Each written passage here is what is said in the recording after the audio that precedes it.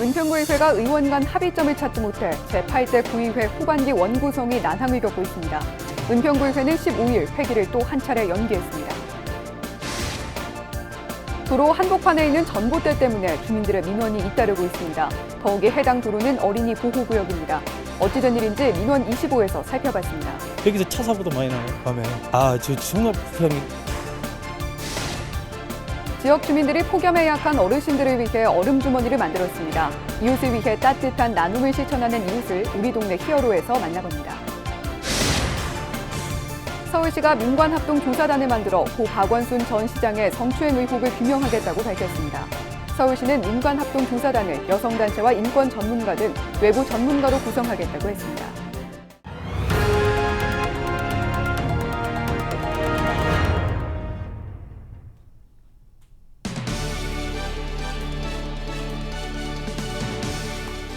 시청자 여러분 안녕하십니까? 헬로티비 뉴스입니다. 제8대 은평구의회 후반기 원구성이 파행으로 치닫고 있습니다.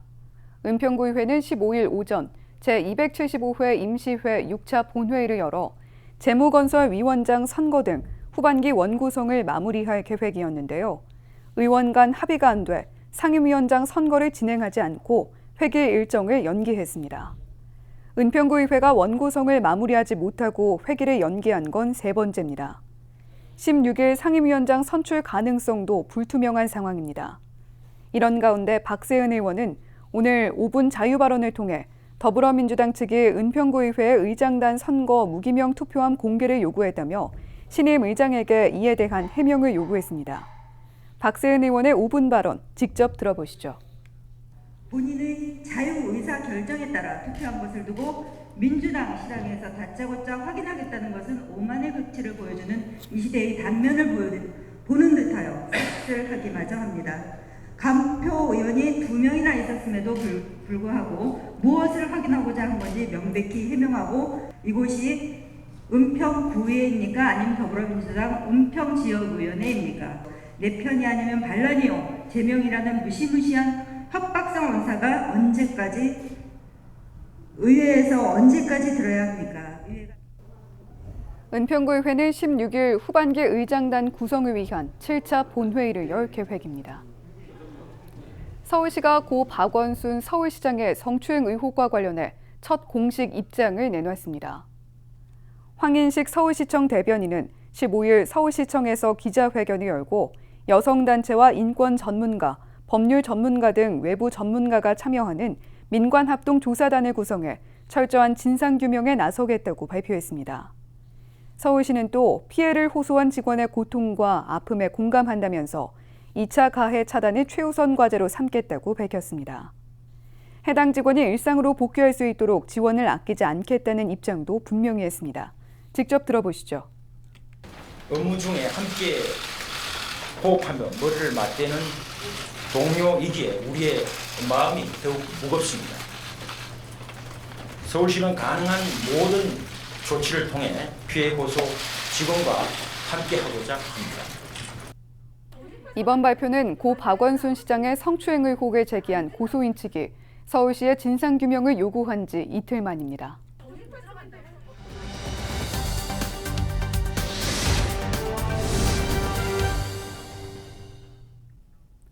전봇대가 도로 한가운데 우뚝 서 있다면 어떨까요? 보기 싫을 뿐 아니라 사고 위험까지 높겠죠. 실제 이런 곳이 있습니다. 은평구 응암동 이야기인데요. 이 때문에 주민들의 민원이 잇따르고 있습니다. 민원 25 손성혜 기자입니다. 2차선 도로 한복판에 전봇대가 튀어나와 있습니다. 누가 봐도 황당한 위치입니다. 공사기 그 전에 이거부터 막 튀어나온 건데 아주 잘못된 거 이거. 중간에 또 있으니까 그와도 이렇게 되겠어요. 재개발 공사로 아파트를 지으면서 기존에 있던 전봇대를 남겨두고 도로 확장 공사를 한 겁니다. 보기에도 이상할 뿐 아니라 주민들에게 불편을 끼칩니다. 특히 운전하다 사고 나지 않을까 걱정이 큽니다.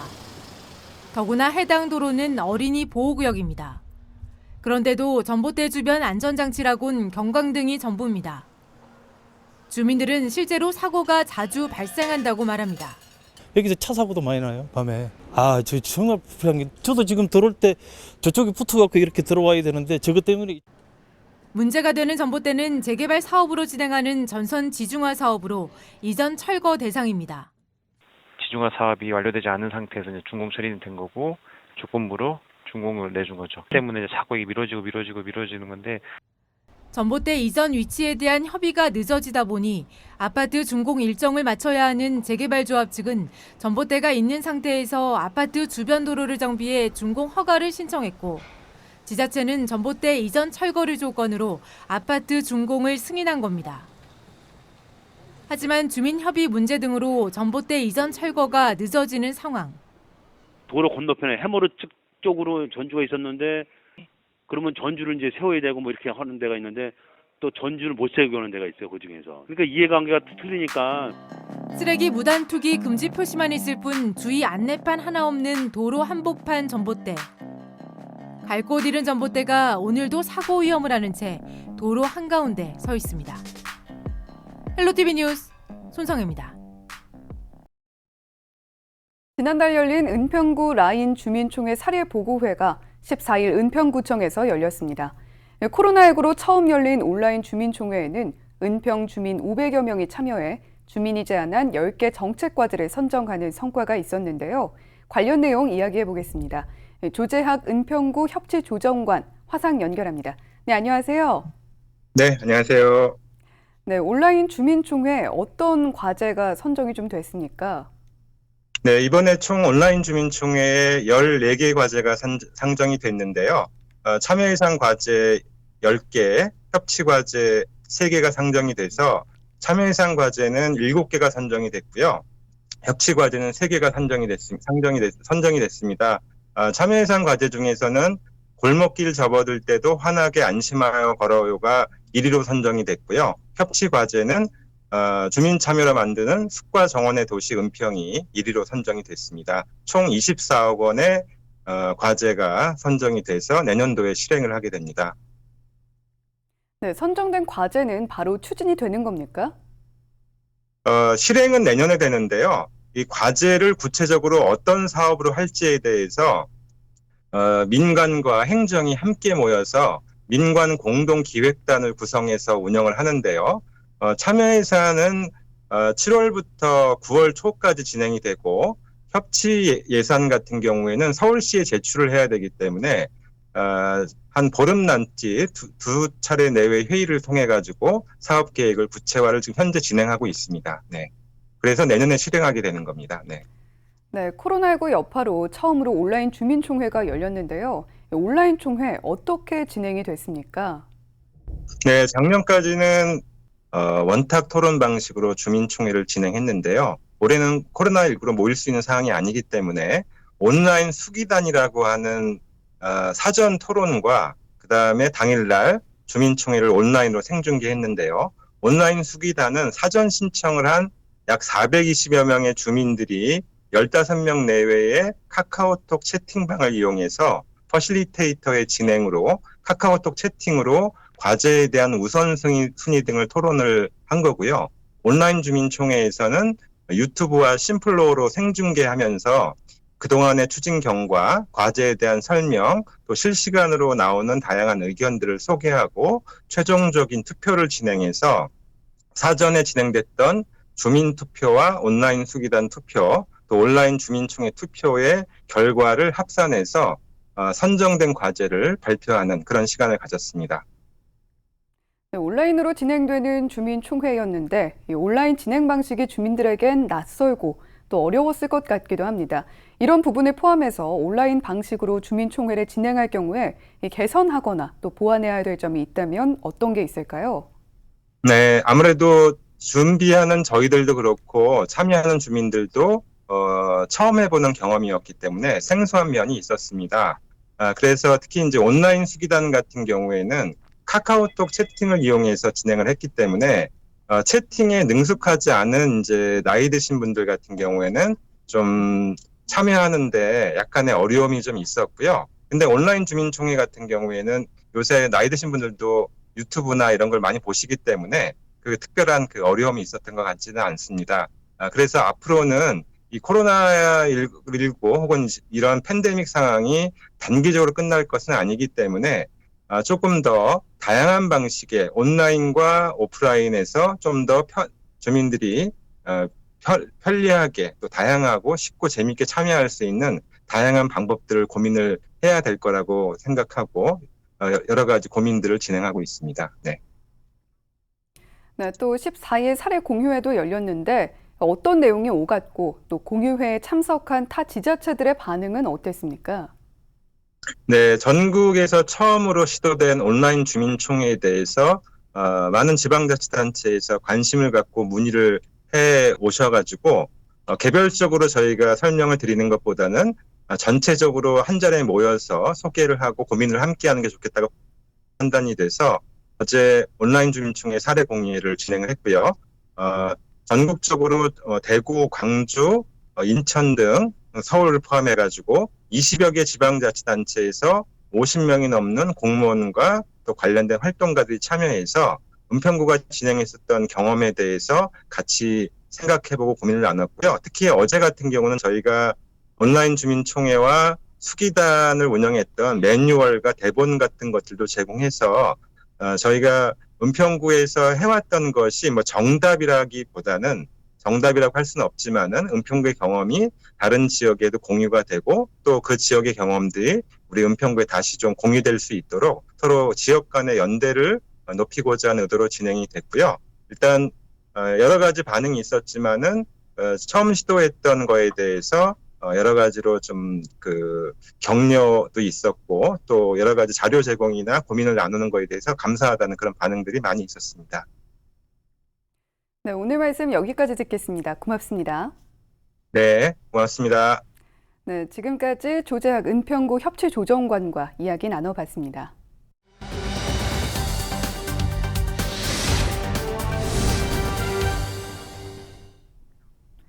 지자체마다 코로나19 감염 우려로 무더위 쉼터를 축소해 운영하고 있죠. 하지만 장마가 끝나고 본격적인 더위가 시작되면서 폭염에 취약한 어르신들의 여름은 힘들어지고 있습니다. 이들에게 나눔을 실천하는 우리 동네 히어로를 만났습니다. 심다혜 기자입니다. 한낮 기온 28도, 공원 벤치에 앉아 푹푹 찌는 더위를 달래봅니다. 바람이 잘 통하는 바지를 입고 부채질도 해보지만 역부족입니다. 개방을 안 해주니까 문제가 걸리는 거야. 어디 갈 데도 없고 떠내기 뭐 햇빛 전지만 햇빛이잖아요. 더위 피하려고 이제 그늘에 앉아 있는. 지역의 자원봉사자들이 나섰습니다. 형형색색의 천주머니에 아이스팩을 담습니다. 냉동실에 얼리기만 하면 언제든 시원하게 사용할 수 있는 아이스팩 주머니가 완성됐습니다. 에어컨 없이 혼자 사는 어르신이나 저소득층 어르신들에게 조금이나마 보탬이 되기 위해서입니다. 어떤 정서상의 변화가 조금 있으신 것 같아요. 그런 분들에게 조금이라도 관심이 되고 보탬이 되자라는 의미에서 대상을 이제 어르신들의 여름 잘나기라는 의미로. 뜻밖의 선물에 어르신들의 얼굴에는 환한 미소가 가득합니다. 고맙죠. 봉사자들은 아이스팩 재사용을 통한 환경오염 예방 효과도 기대합니다. 신선식품을 사 먹는 사람들이 더 많아지면서 아이스팩이 무분별하게 버려지고 있어서 시작하게 되었고요. 그 아이스팩을 조금이라도 필요한 분들에게 전달하고자 저희가 아이스팩을 수거를 하게 됐고 이쁘게 전달하기 위해서 아이스팩 주머니를 제작을 해서 코로나19로 모두가 지친 여름, 이웃과 환경을 생각하는 따뜻한 마음이 모여 지역사회의 든든한 버팀목이 되고 있습니다. 헬로티비 뉴스 심다혜입니다. 은평구가 정보공개법 위반으로 기관 경고 조치를 받았습니다. 서울시 시민감사 옴부즈만위원회는 올해 시민이 청구한 감사와 고충민원 처리에서 발굴한 감사 5건을 완료했다고 밝혔습니다. 시민감사 옴부즈만위원회가 처리한 감사는 공원 녹지사업소 공영주차장, 은평구 정보공개 법률 위반 관련 주민감사 등 총 5건입니다. 은평구청 정보공개법 위반 건에 대해선 주민감사 결과 정보공개 심의회를 생략하고 정보를 비공개, 일부 공개하는 등 법령 위반 사실을 확인하고 은평구청에 기관 경고했습니다. 또 앞으로는 이의 신청이 접수되면 정보공개심의회 개최 여부를 정보공개심의회 담당 부서와 함께 결정하도록 처리 절차를 개선하도록 권고했습니다. 고령화 사회를 대비해 정부는 지난 2008년 장기 요양보험제도를 도입했죠. 노인들이 국가의 보조를 받아 요양원에 들어가거나 집에서 방문 요양 서비스를 받는 건데요. 그런데 요양보호사들의 처우가 좀처럼 나아지지 않고 있는 실정입니다. 열악한 임금은 물론이고 하루아침에 해고되는 경우도 다반사라고 하는데요. 이들을 지원하고 있는 서울시의 어르신 돌봄 종사자 종합지원센터 최경숙 센터장 연결해서 자세한 얘기 들어보겠습니다. 네, 센터장님 안녕하세요. 네, 안녕하세요. 네, 서울시 어르신 돌봄 종사자 종합지원센터가 생소한 분들 계실 것 같습니다. 어떤 일을 하는 기관인지 먼저 소개해 주시죠. 우리나라에서 고령화에 대비해서 65세 이상의 어르신들을 돌봐드리는 노인 요양보험 제도가 시작이 됐잖아요. 그래서 여기 노인 요양 서비스에 종사하는 요양보호사나 사회복지사, 간호사 이런 어르신 돌봄 노동자들을 지원하고 그리고 좀 더 좋은 일자리, 좋은 돌봄을 위해서 노력하는 그런 기관입니다. 서울시에서 만들어서 2013년도에 개소가 됐고요. 지금 권역으로 4개 그리고 지역쉼터 12개 자치구에 이러한 어르신 돌봄 노동자와 돌봄 가족을 지원하는 그런 기관이 있습니다. 네, 그렇다면 코로나19가 확산된 이후에 요양기관이나 방문요양 보호사 분들 중에서 감염증이 확진되거나 또 일자리가 중단되는 사례가 있었는지요? 네, 코로나 이후에 요양보호사들의 일자리 중단이 굉장히 심각하게 나타나고 있는데요. 저희가 3,400명 요양보호사 설문지를 해보니까 20% 이상이 일자리가 중단이 됐고요. 그중에 절반 이상이 한 달 이상 일자리가 중단돼서 소득이 감소하고 생계에 어려움을 겪고 있습니다. 특히 이제 코로나 감염에 대한 우려 때문에 어르신이나 가족으로부터 일자리가 중단되는 통보를 받는 경우도 많이 있고요. 그리고 그러다 보니까 기관에서 대기 조치로 무급으로 지내시는 그런 요양보호사분들이 많이 있습니다. 오히려 이런 돌봄 노동자들의 건강권이 지켜지지 않는 상황이라서 좀 대책이 필요한 그런 상황입니다. 네, 또 요양보호사 분들을 위해서 센터에서 마스크를 지속적으로 배부했다고요? 네, 서울시에서는 방문 요양보호사까지 마스크를 배포하기 위해서 노력을 하고 있는데요. 내일부터 5차, 5번째로 그 방문 요양보호사들을 위한 그 마스크를 배포를 하고 있습니다. 그러니까 요양보호사와 사회복지사 이렇게 어르신 돌봄에 종사하는 분들의 감염으로부터 보호하기 위한 마스크 배포인데요. 이번에도 권역별로 19,500개 마스크를 배포하게 되고요. 이 서부권, 은평구나 서대문구, 마포구, 용산, 종로구, 중구 이 6개 자치구는 거기에 소독제하고 항균 그 티슈까지 같이 해서 이번에 이 어르신 돌봄에 종사하는 분들을 위한 마스크를 서울시 공적 마스크를 배포할 예정입니다. 2중, 3중 고충을 겪고 있는 요양보호사들의 처우 개선이 시급해 보입니다. 네, 이어서 코로나19 지역 발생 상황 살펴보겠습니다. 은평구에 코로나19 확진자 1명이 추가 발생했습니다. 추가 확진자는 가련 이동에 사는 70대 여성입니다. 은평구는 확진자가 지난 8일부터 기침이나 현기증 등의 증상이 있었고 13일 은평구 보건소에서 검사를 받은 뒤 확진 판정을 받았다고 밝혔습니다. 15일 오전 기준 은평구 코로나19 누적 확진자는 55명, 양천구 누적 확진자는 70명입니다.